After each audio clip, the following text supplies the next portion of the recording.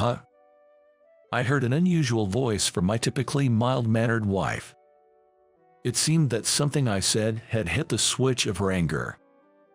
In our 26 years of marriage, I had never heard her speak like this before. She gave me a chilly look as I tried to laugh it off. However, I would soon understand her true intentions and reaffirm the depth of her love for me. My name is Anthony.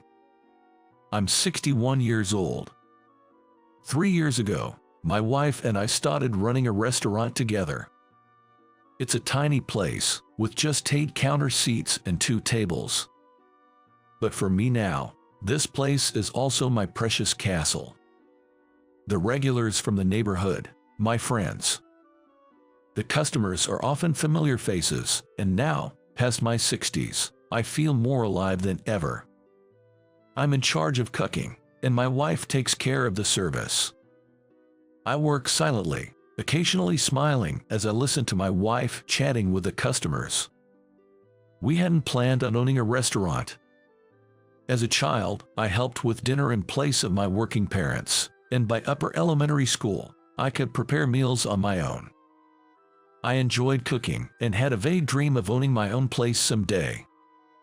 However, when I mentioned my desire to attend culinary school after graduating high school, my parents immediately objected.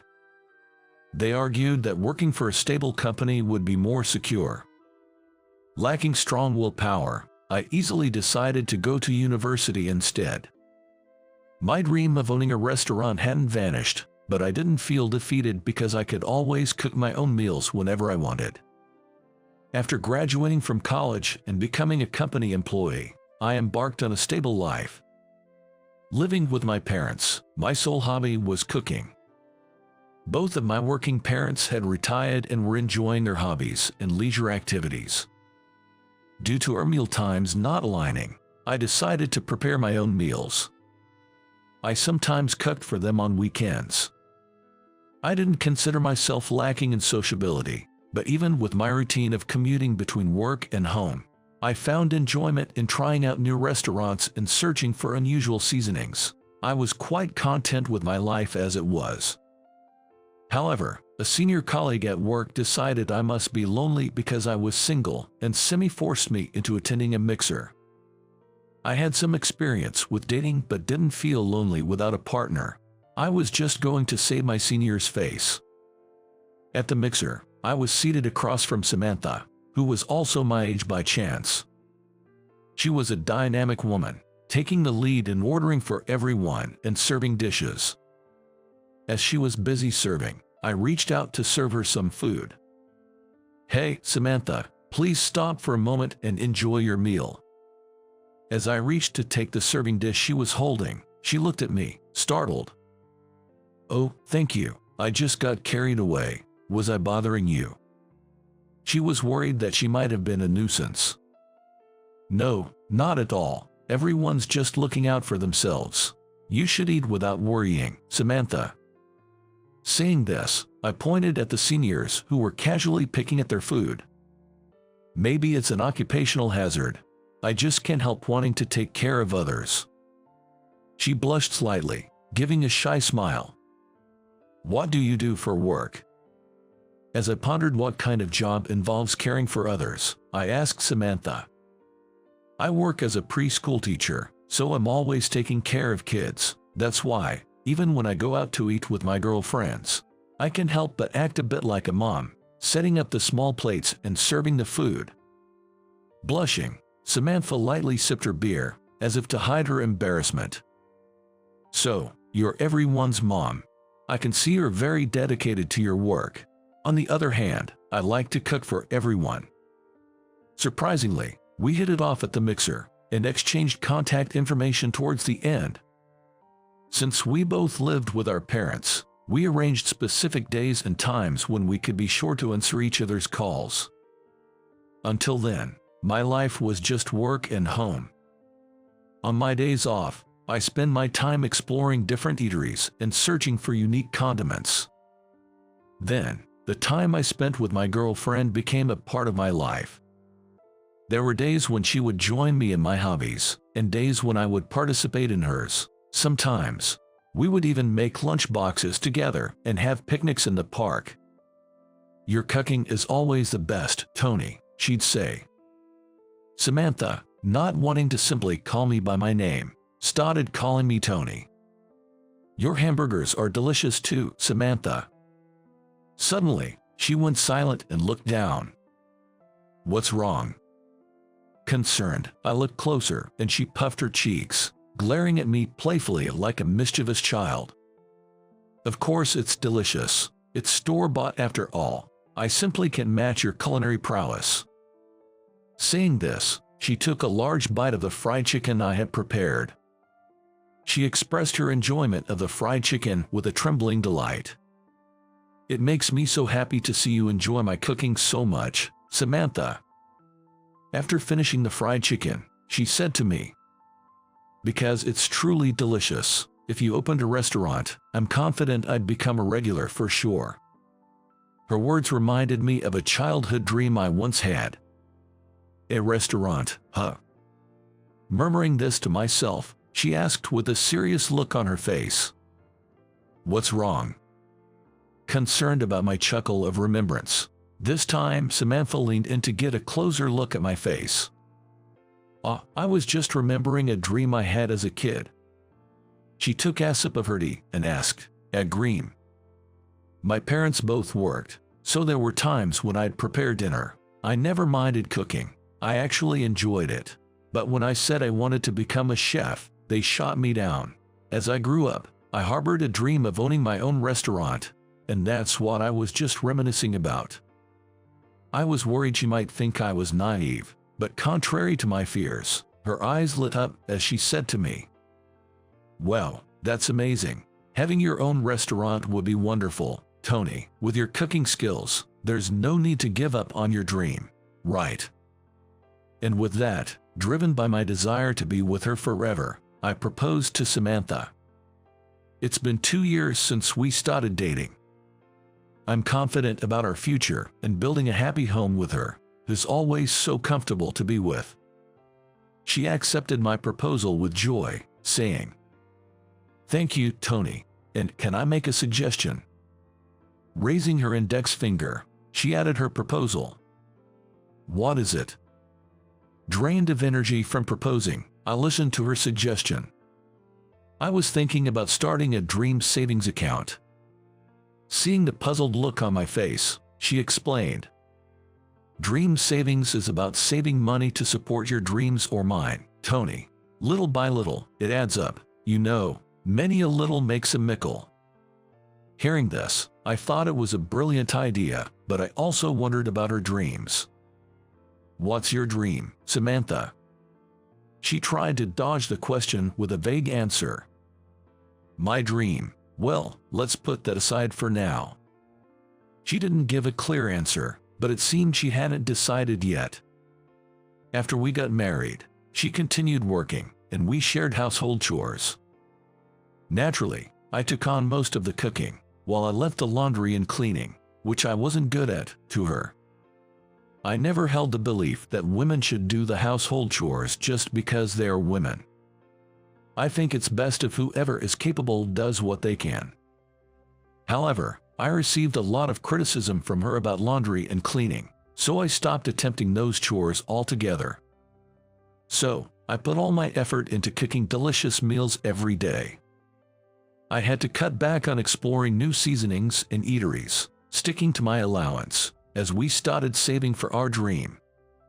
Seeing the balance in our dream savings account grow made me wonder if my childhood dream might actually come true. I even caught myself thinking silly thoughts like whether she had cast a spell on me. But then, something happened that put a stop to these musings. The following year after we got married, our first child, a son, was born. We decided to name him Michael. Despite it being our first time raising a child, her job as a preschool teacher meant she was accustomed to handling babies. Naturally, as he was our child, I was keen on being involved in his upbringing. However, whether it was the way I held him, my scent, or the texture, he wouldn't stop crying in my arms. She would caution me not to sway him too roughly, leading to a change of hands. In her arms, his cries would cease so abruptly it was almost startling. Maybe there was a sense of security in her touch. Becoming a parent truly made me realize the immense challenge it entails. After a whirlwind year of parental leave, she returned to work. Our mornings became frantic, and one wrong move could upset Michael's mood. Following a set routine, we demonstrated excellent teamwork. However, as mentioned before, an unforeseen event occurred. She developed a mental illness. Her passion for her job as a preschool teacher and the stress and fatigue from her diligent work led to her physical incapacity. Unable to continue working, she had to resign about 6 months after her return. I gently rubbed her back as she fell into a deep slump. Holding Michael, tears welled up in her eyes. "I'm sorry. We can't save for our dream anymore. I've become a burden." She apologized repeatedly. "What are you talking about? You've worked so hard, Samantha. Maybe this is God's way of telling you to take a rest." A tear rolled down her cheek. Michael, with a smile, reached out his tiny hand as if to wipe her tear away. It looked as if he was comforting her. Seeing that scene, I knew I had to protect them both. I made a firm resolution in my heart. After that, she seemed distant, lost in her thoughts. She never neglected Michael's care, but her smiles were rare, and she spoke very little. I wanted her to return to her usual self, but I knew better than to rush. Remembering our first picnic, I prepared the same lunch and took Samantha and Michael to the same spot. Standing in the same place as that day, I felt the wind on my face, bringing a sense of comfort. Turning to Samantha, she seemed to be enjoying the breeze on her cheek just as much. "Come on, I've made us some lunch, let's eat. Michael, sit down and let's eat together."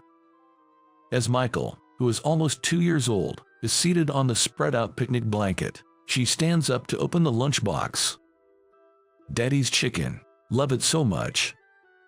With a hearty appetite, like her, he happily eats the fried chicken I make, calling it delicious. As Michael, his hands and mouth all greasy, tries to wipe his hands on my clothes, I hurry to stop him. She laughed for the first time in a while, watching our antics. Watching this unfold, I let go of his hand, and my clothes end up a mess with bits of fried chicken and grease. Seeing my clothes all messed up, I put on a sad face with an "oh no." At that, he laughs out loud and even tries to put his tiny hands on his face. Seeing this interaction, she too shows a joyful smile. That's right, as long as the three of us can laugh together like this, that's all that matters.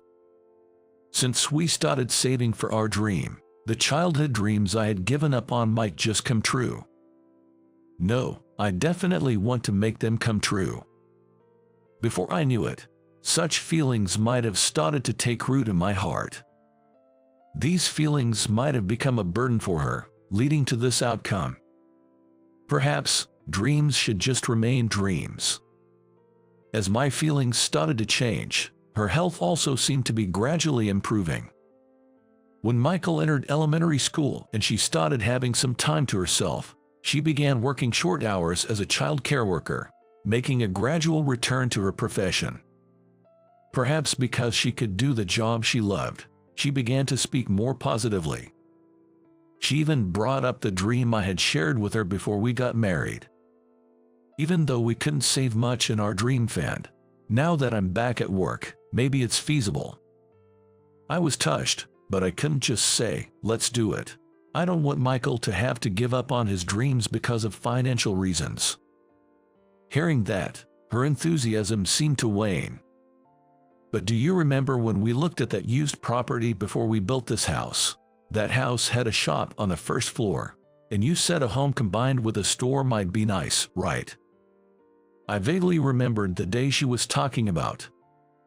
True, we did talk about that, but I don't have the courage to quit my current job and take on a 30-year mortgage on the house. Dreams are called dreams because they are not meant to be achieved. With that, I ended the conversation.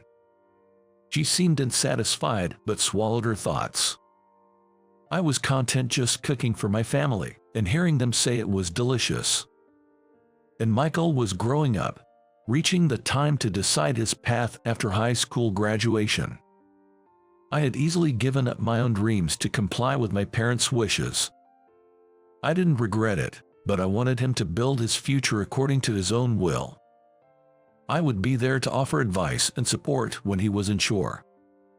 I wanted to watch over him as he walked down the path he chose. And so, he decided to pursue architecture in college. When we turned 50, he graduated from college and began living on his own to start his job. At the same time, he introduced us to his girlfriend. She's already pregnant with their child. Though I had thoughts about the timing and his being irresponsible in his first year of work, their determination to marry and have the children was firm, and we decided to support them with both families' blessing. Then, I received my transfer orders. After years of desk work, I was ordered to transfer to a field position. To a subsidiary in the neighboring state, no less. It was clear they wanted me to take early retirement.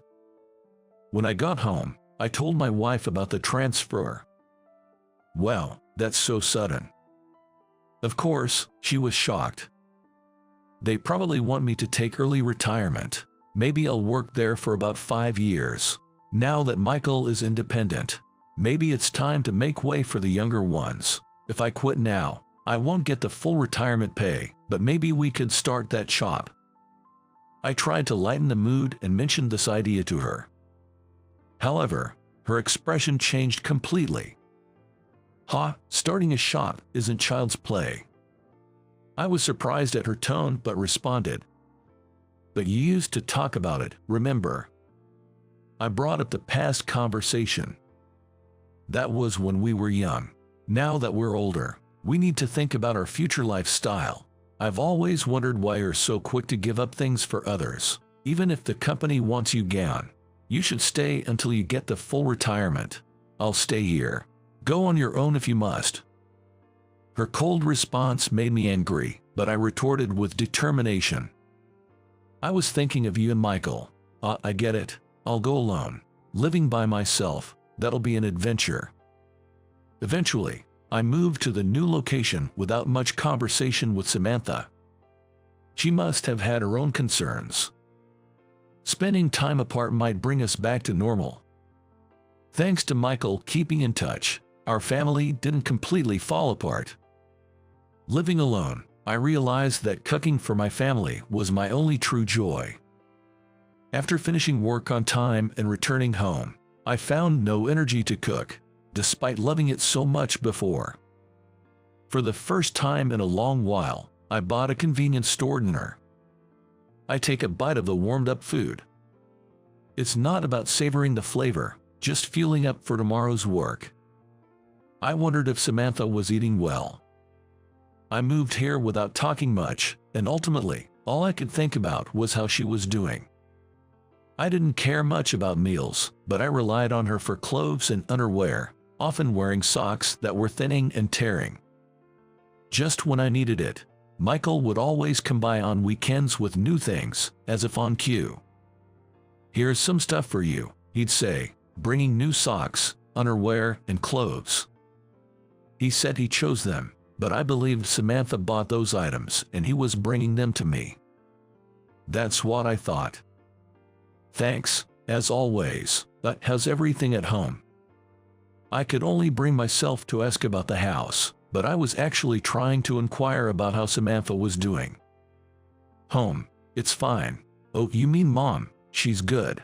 She's been a big help with our eldest since my wife is expecting our second child." Hearing this made me feel relieved. It's been 5 years since I started living alone. I didn't return home until the Christmas holidays of the first year after moving, desperate to adjust to the new place. I was as nervous as if I was returning to a stranger's home, not having kept in frequent touch. Initially, there was some tension, but Samantha welcomed me warmly, and I felt relieved in the usual atmosphere. spending a lively end of the year with Michael's family. After that, I came back during the summers and brief holidays, but in the last year, she visited me more often. Even when I said I would come home, she would find reasons not to let me. Although it felt odd, I didn't mind since Samantha seemed to enjoy these trips like vacations. Then, in the 5th year, I learned the company was planning layoffs. I was the first to be approached, and though Samantha might disapprove, I wanted to give my spot to a junior colleague and decided to accept their offer, as I would receive the full retirement package. Nervous about possibly angering her again, I called Michael instead. "Michael, I'm sorry. It looks like I'll be leaving the company. I'll be done by the end of March."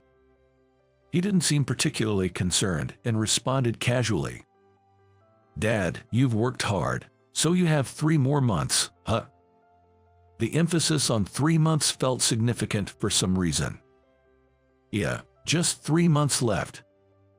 Although I sounded a bit melancholic, he simply acknowledged and said, "Got it," seemingly unfazed. I told him about my retirement but couldn't bring myself to tell Samantha directly. Even though she must have heard, she didn't contact me. As my departure neared, I worried whether I had a place to return to. But soon, I would discover why Samantha hadn't wanted me to come home. On the last day of March, Michael came over to help with the move the next day. "Should I even go back to that house?" I asked tentatively. Michael laughed, seemingly amused. Sorry, but that's your house, right? What are you worried about? You're still concerned about things with Mom."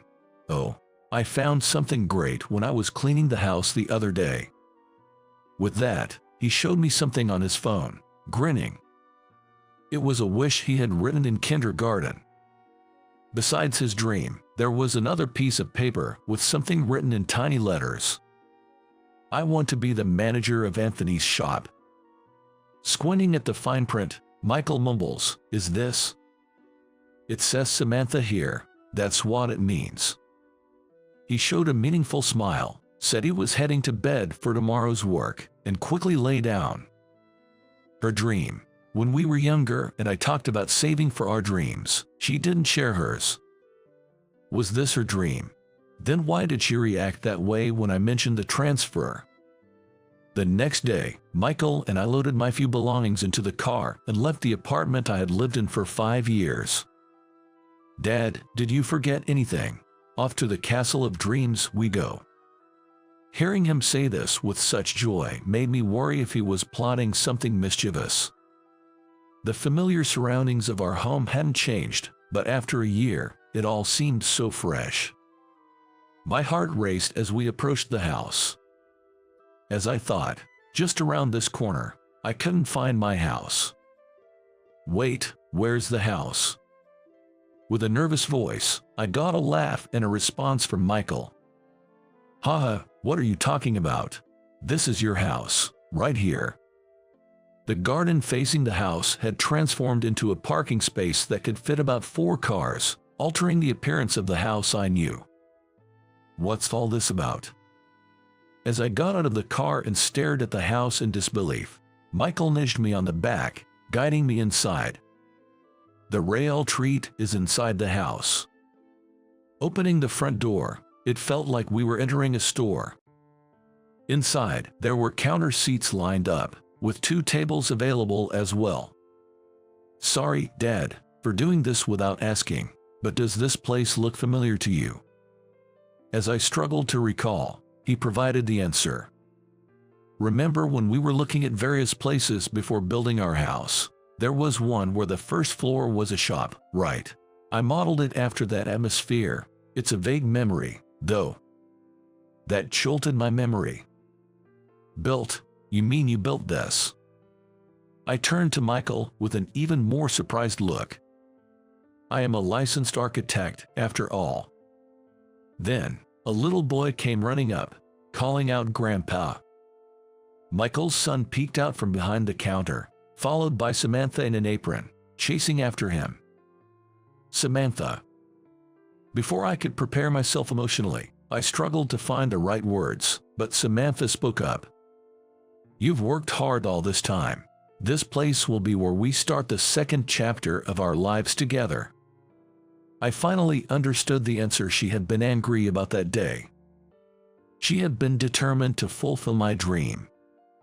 But due to her health, the dream savings hadn't gone as planned, and she felt guilty. Just as she was considering using the retirement money, I carelessly mentioned quitting my job, leading to that day's argument. "Did you think I was being greedy?" she asked, looking somewhat embarrassed. I couldn't find the words and just shook my head. "Even if we start a shop, we need funds to keep it running. Your cooking will definitely captivate everyone, and after that, I started learning what's necessary to open a food business from acquaintances in the industry. I even took a course to become a food protection manager because it's required. Since you said you'd quit by March, I asked Michael to renovate the house within that time frame, and here we are." Listening to Samantha speak so happily, I kept murmuring thank you over and over. "Samantha, to think you went to all this trouble for me. Thank you so much." My voice was shaking with tears by the last word. I had always hoped my family would never give up on anything, yet I was the one who had nearly given up on everything. They taught me the joy of having dreams come true. Call it greed, call it whatever, it doesn't matter. I want to make Samantha happy, the one who chased after my dream as if it were her own. My ultimate dream was this, but I'll keep it a secret for now. As the streetlights flickered on again today, I listened to Samantha's joyful laughter, ready to swing into action. Samantha, donning her favorite apron, hung up the open sign and called out loudly to me. "Tony, it's time to open up." Wearing a pristine white apron, I stepped up to the counter, and our first customer pushed the door open with a jingle. "Welcome,